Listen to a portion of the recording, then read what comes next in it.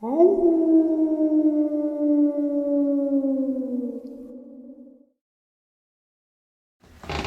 greetings and salutations. I hope everyone is doing well today. Today I have a upload that directly connects to last night's second half. Some very interesting information was shared with me late yesterday, and I'm going to share that with you right now. Before we get into it, a couple links. As many of you know, I rely on Patreon, PayPal, channel membership, and the merch to help the channel to continue to grow and go. Links to Patreon, PayPal, and channel membership is in the description below. Merch is displayed directly under the video. Also, Dogman Frightening Encounters, Volume 1 through 3, the audiobook versions. They were written and researched by Tom Lyons, narrated and produced by me, Jeff Nadolny. Those audiobooks are available on Audible, Amazon, and iTunes, links to which are also in the description as well. And finally, last but definitely not least, if you'd really like to help support the channel to continue to grow and go, simply subscribe. It doesn't cost a cent. Click that like button, takes half a second. If you don't want to miss out on any of the informative uploads I put out daily, click that bell icon, and folks, please leave a comment. Why? Well, because all these things really do help the channel to continue to grow and go, and yes, folks, they really do matter. Now, everyone, I have taken far too much of your time. Let's jump into today's upload, shall we? All right, guys, so at the end of the experience that I'm going to share with you briefly in a moment here, I am going to include a map that was created in 1978. It is an incomplete map of all of the deep underground military bases, entrances, and tunnels throughout the country.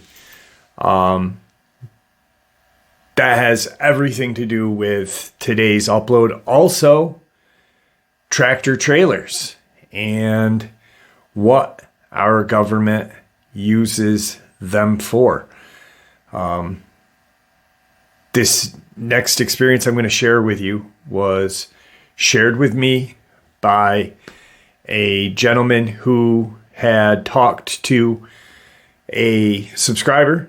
He was talking just recently about conspiracy, etc., etc., etc. He's not into the cryptid field. He really is interested in like the Bill Cooper stuff, Phil Schneider, and that stuff. He has a brother-in-law who was or still is in law enforcement, and his wife wanted to have her brother's experience shared. They contacted him before contacting me and got the A-OK on that.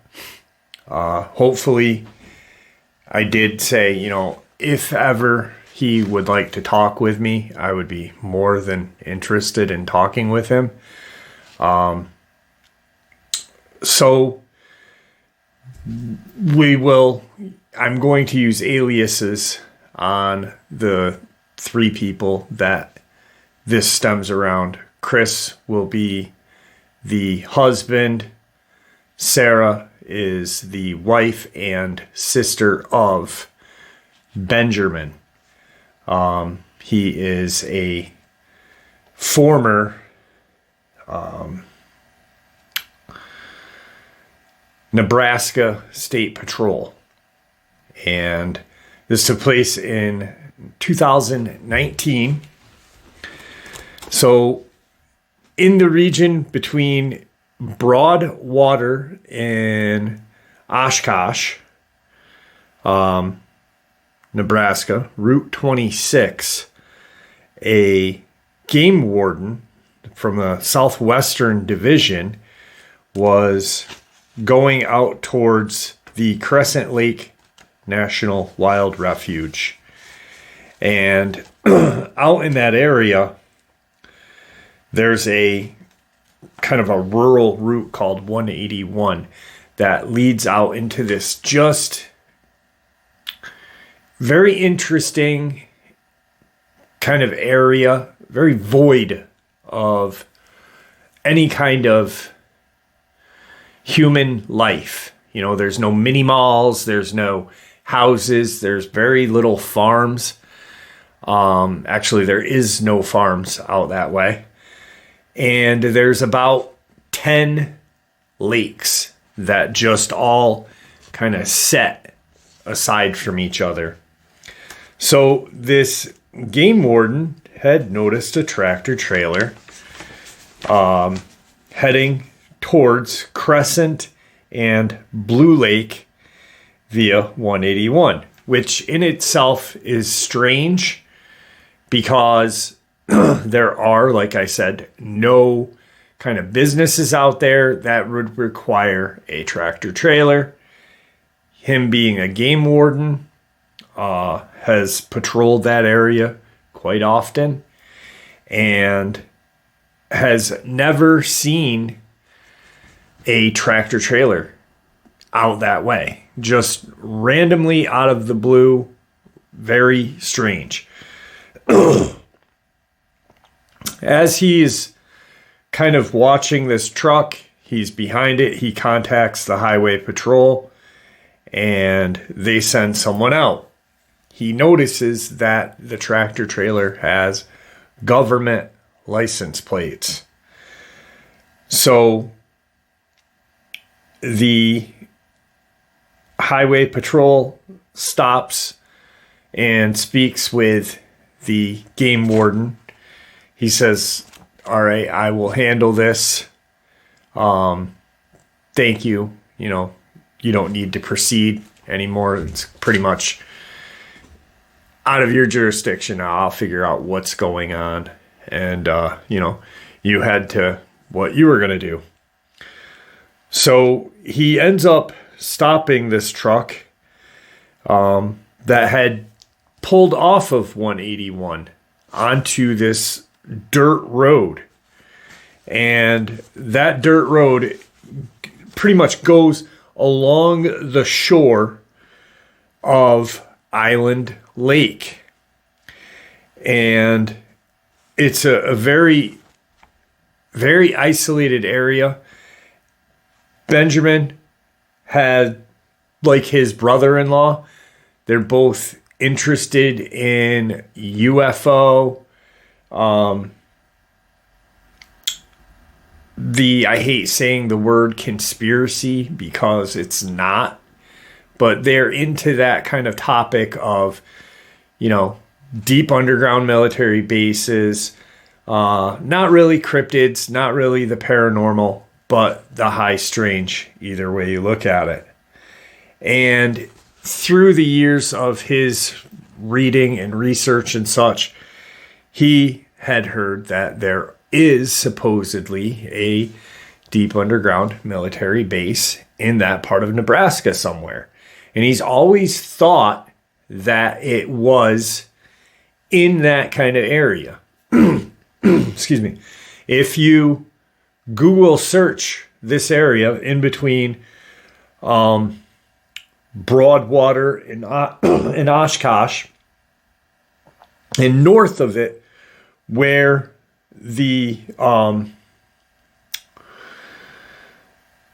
where this Crescent Lake National Wildlife Refuge is, you can see it is void. And the map that has the DUMBs on it and tunnel systems on it, it sits kind of right in that area. And Chris sent me the map. I have a copy of the map, but he sent me a copy, the one that I'm going to share with you guys at the end of this. So this whole time, Benjamin has been very interested in researching these DUMBs and such.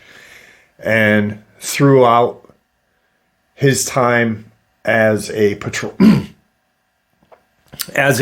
officer. Sorry guys, my throat is all messed up. As a patrol officer, he has always thought that there was a dumb entrance out that way. Curious about what was up. So he radios in to his substation. Hey, I've got this tractor trailer. It's got government plates. I'm going to stop the truck. And a few moments go by as he doesn't have his lights on, but he's following this tractor trailer, and he is told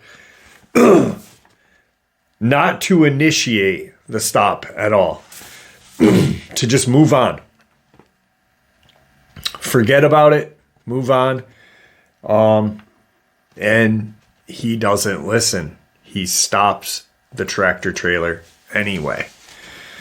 The officer gets the tractor trailer driver out of the truck and proceeds to question him about what he's doing.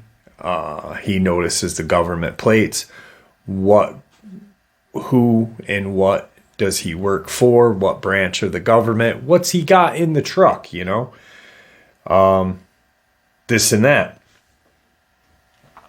The tractor trailer driver is not your average tractor trailer driver. He is what Benjamin sees as being coached to really deal with this issue, if ever had to.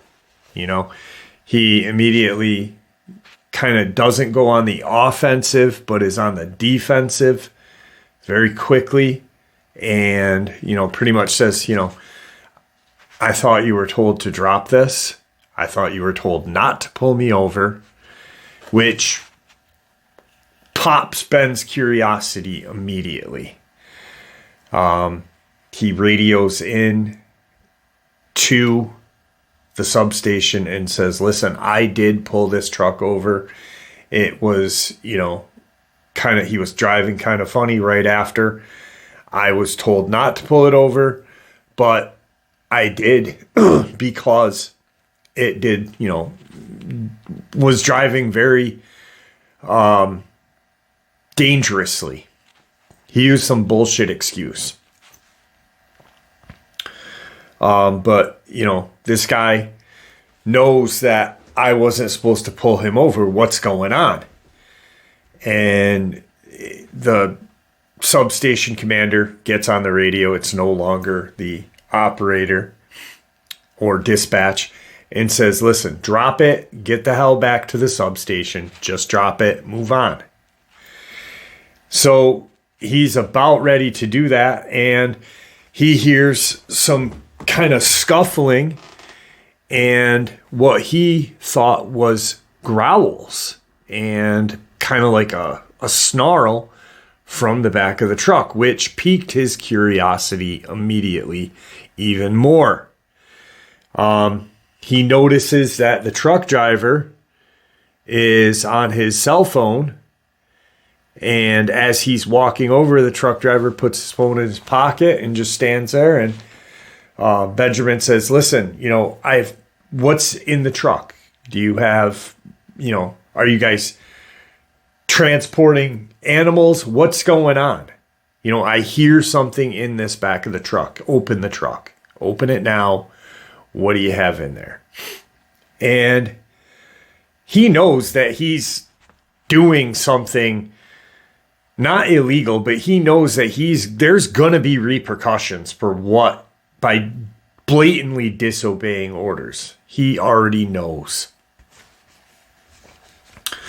The driver of the truck states to him, I don't have the keys to the back of it. If you've got bolt cutters, go ahead and open it. But my boss, or the person that I work directly under, is going to be here shortly. you can take it up with him, but you were told not to pull me over. What gives? I'm not breaking any laws. You're kind of out of your jurisdiction, which he's not. He's not out of his jurisdiction at all. He's in Nebraska. He's a Nebraska state or highway patrol officer.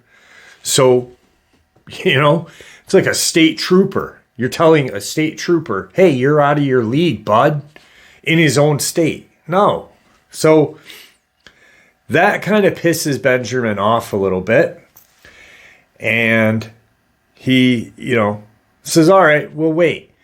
We'll wait for your boss to get here.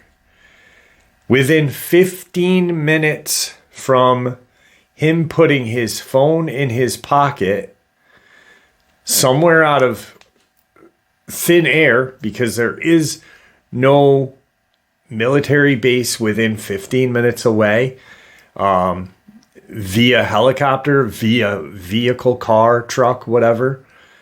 But within 15 minutes, 2 blacked helicopters land. A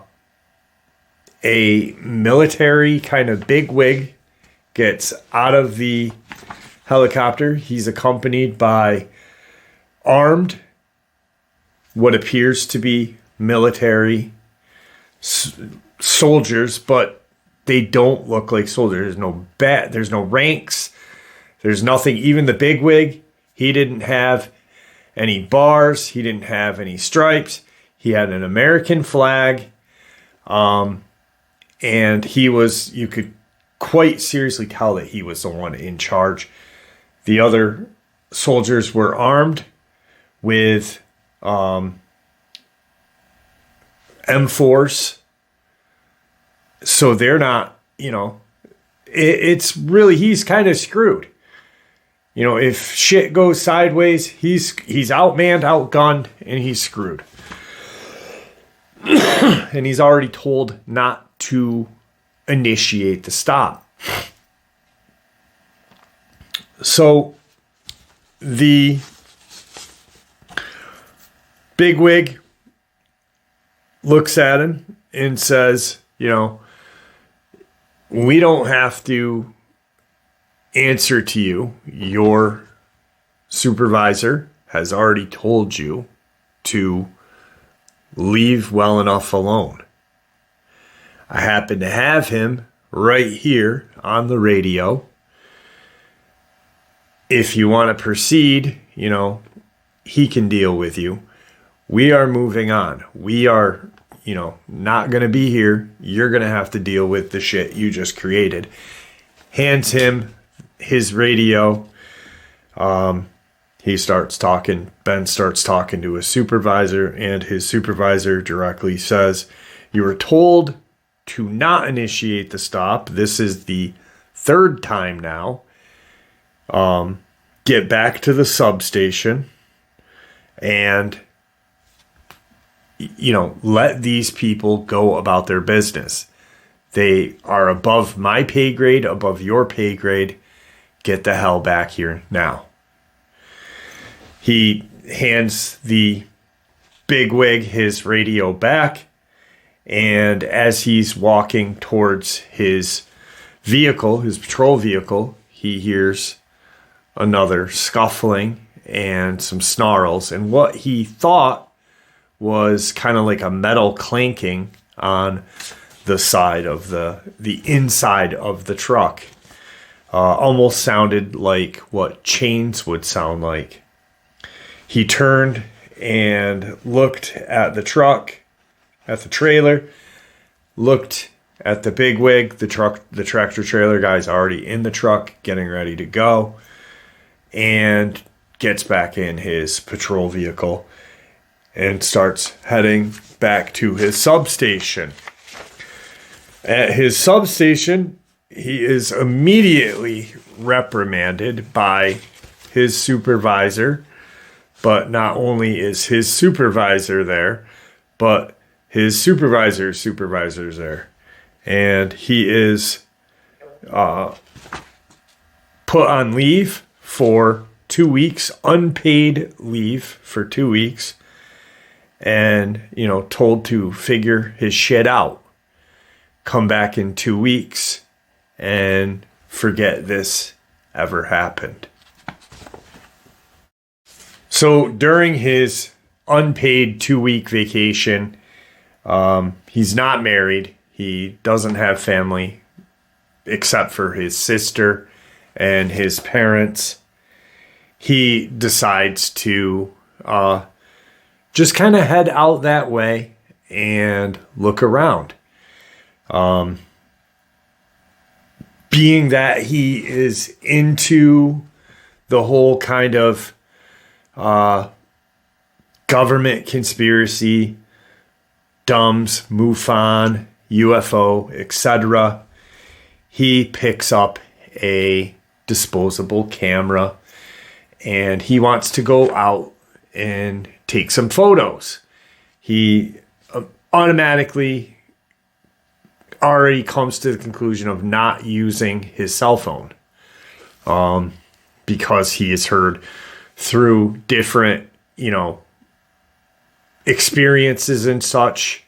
Through if you research like UFO and any kind of experience that people take photos of stuff they're not supposed to take. The government has supposedly hacked their computers, their phones, and deleted the photos of proof. So he's like, well, screw it. I'm going to take some photos. I'm going to use a disposable camera and, get some photos of what I find out there. So the first couple of days, he goes throughout these lakes. And like I said, there is about 10 lakes out there. And he drives off of 181 onto this dirt road, which he can go all around these lakes and look around. And that's what he's doing. So about 9 days into his vacay, he stumbles upon this area called Christ Lake. And what he sees around Christ Lake is he notices that there are some tractor trailer tracks that kind of just abruptly stop in a random place and then take off, kind of like it turned around and then went away. He notices boot tracks, and he notices these very large canine tracks. Some what he believed to be quadruped and some what he believed to be bipedal. And the tracks are roughly 8 inches by 8 inches. So they are a large set of tracks. What is that? About that? Just a good sized track. He takes a few pictures and goes, he heads out before dark because he's freaked out, one, and he kind of knows that he shouldn't be out there. He kind of has that feeling like, if I get caught doing this by my higher ups, I'm screwed. I might not have a job. So a couple days go by and he is coming up to the day that he's supposed to return back to work. And he heads back out to this Christ Lake location. And he starts to look around, and mysteriously, the tracks that he had taken pictures of are now gone. It looks like almost like a wind had blown over the surface of this land and kind of just smoothed it all out. Yet days prior, there were tracks fresh, not fresh, but there.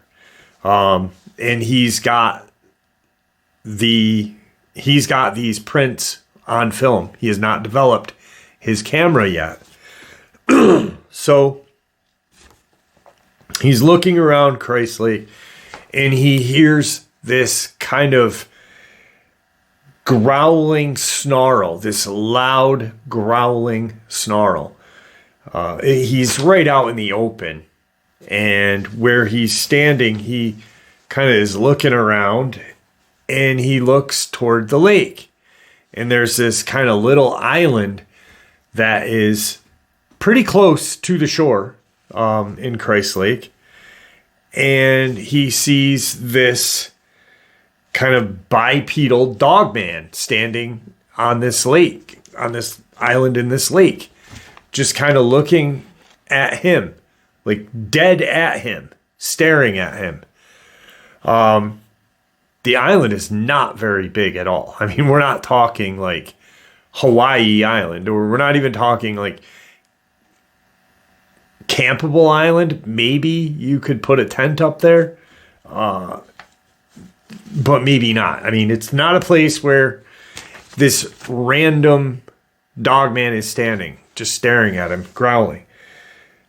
He starts to kind of back up a little, and he's going to take a photo of it, but as he puts his camera up, he takes a snap, and this thing is in the water, swimming at him.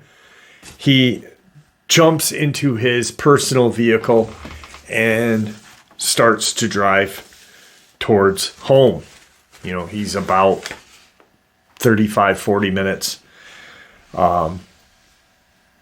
outside of civilization right now. So he starts to drive home. He goes into work a couple days later and drops his camera off to get the film developed. He drops it off in uniform, thinking like, hey, you know, I'm in uniform. I'm going to drop my camera off. No one will mess with me or my film because I'm in uniform. And he was right, because when he got his copies back a day later, he could see these pictures of these prints. He saw the photos of the tractor trailer prints, the boots and such. And he would lay his phone by the tracks to show you how big these like canine paw tracks are. So he gets done with work that day, contacts his sister and brother-in-law, and says, you know, I've got these crazy photos. I want to show them to you next time you come into state, you know, come see me. I want to show you these, or maybe I'll come out and see you in a couple weeks on my day off and show you what I got. So he's got a safe in his home where he puts his service pistol and, you know, money, safety, you know, jewels, what, you know, just whatever you put in your safe. And he puts his photos in that safe. And he heads into work, goes into work, comes home, nothing for a couple days. He gets done with shift, and he gets out of the substation and starts heading back to home. And he's driving home, and he realizes, like, this is weird. This car's kind of fouling me. He's not in his patrol vehicle. He's in his own personal vehicle. And he just sees this SUV following him. And as he turns off to go into his development that he lives in, because he lives in this lived in this little subdevelopment, the vehicle just goes right past. So nothing. He doesn't think anything of it. But he does. And he gets in home, takes his pistol off, goes to put it in his safe, and realizes that his safe is open. Now, when he walked into his house, he used his key to open his door. There was no signs of anyone breaking into his home at all. His front door was locked. The safe was functionable because he, was looking at it and it wasn't broken. It wasn't broken into, or it was broken into, but it was not damaged. There was no damage. He then calls it in and says, "Hey, someone broke into my house. Can I get some prints? I'd like to see who broke into my house." And they do a complete workup of his home, front door, back door, everywhere that if someone broke into his home, they would touch going to his safe. Print the safe, nothing. Not a fingerprint that does not belong to him, himself and whoever he told might be in my house, but no one else would touch my safe except me. And sure enough, the only prints on his safe is his. Yet his safe was wide open and nothing else was missing except the photos. He then kind of doesn't really chalk it up to anything other. He knows what's going on, but he's playing the idiot to his higher ups and such. And about 2 months later, throughout the 2 months, he notices that periodically there will be an SUV parked outside of his house at night.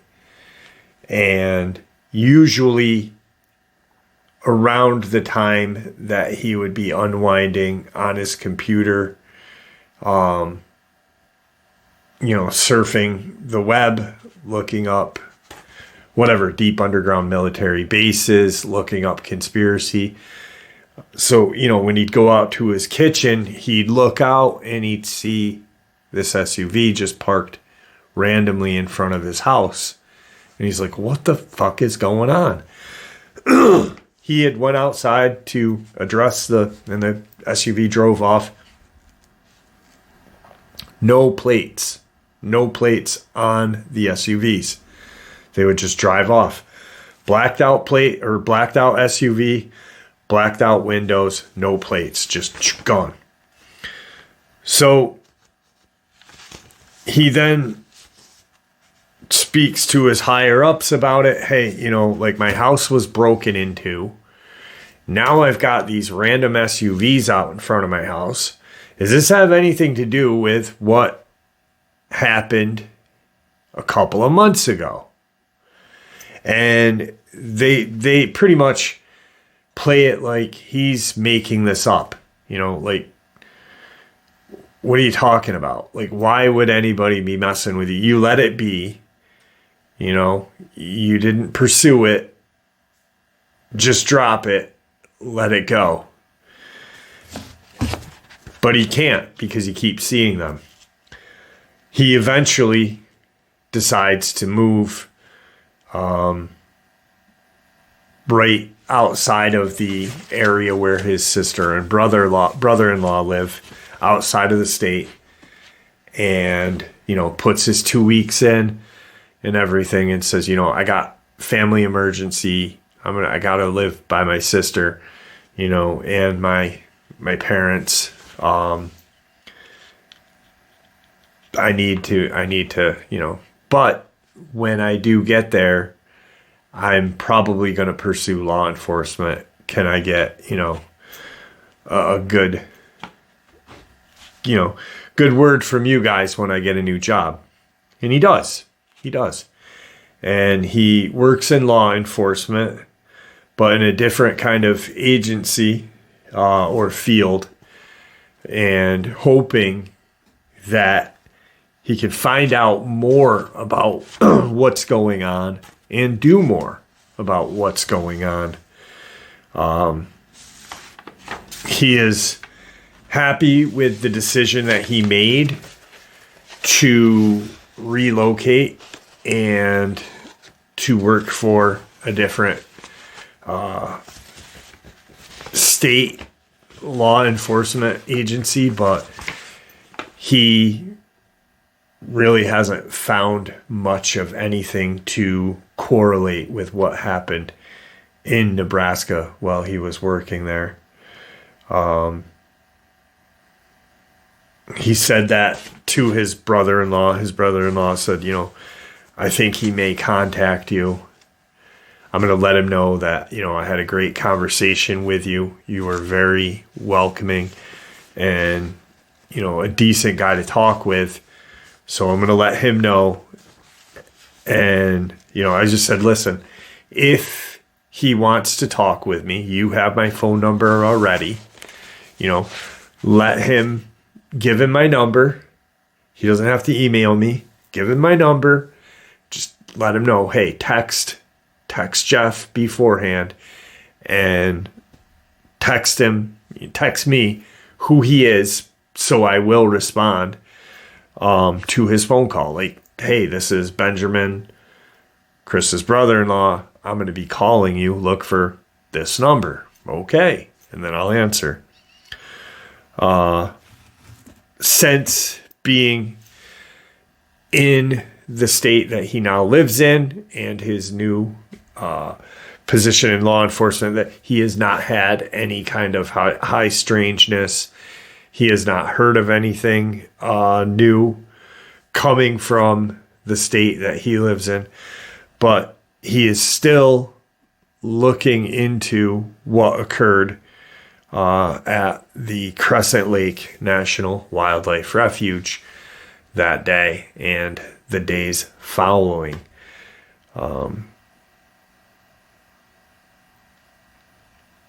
Was that truck heading to a deep underground military base located in Nebraska?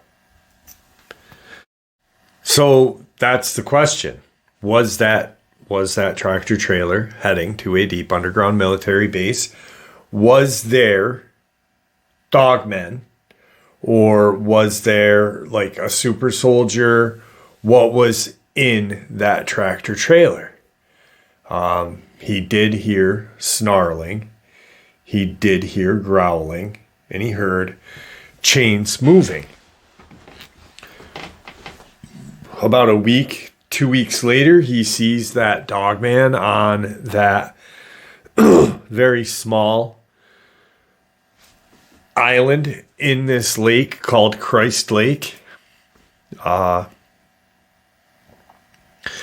His brother-in-law and he has decided to sometime this summer go out that way again and look for some more clues about what is going on out that way. But he believes 100% that yes, there is, through his own research and comparatively where the map of these D.U.M.Bs throughout the country are, and a United States map, it correlates to right where he was and what happened would be a D.U.M.B. There would be a D.U.M.B. there. Could it have been super soldiers? Could it have been genetically engineered super soldiers? I don't think they would be growling, so I'm thinking Dogman. Dogman, or like what Victor would tell us, werewolves. Either way, something crazy is going on there. And I think it's interesting that it all it all kind of fell. All the high strangeness fell upon him in this area called Christ Lake. You know, randomly there are about 10 other lakes, maybe even more. Some are small, some are bigger. But for it to happen in this Crescent Lake National Wildlife Refuge, could have happened anywhere, but right there, he sees a dogman on this island on Christ Lake. Doesn't that seem a little strange? To me, it does. So hopefully he calls and talks with me. I did let his brother-in-law know that I do have a voice distorter. I used it on Brad so we can distort his voice. Because I'd really like to have him share exactly like what the dogman looked like and etc. Because this is this is secondhand. I'm getting it from his brother-in-law from him. And I think it'd be best if we heard it, firsthand account. So anyway, this is that map of the D.U.M.Bs throughout the United States.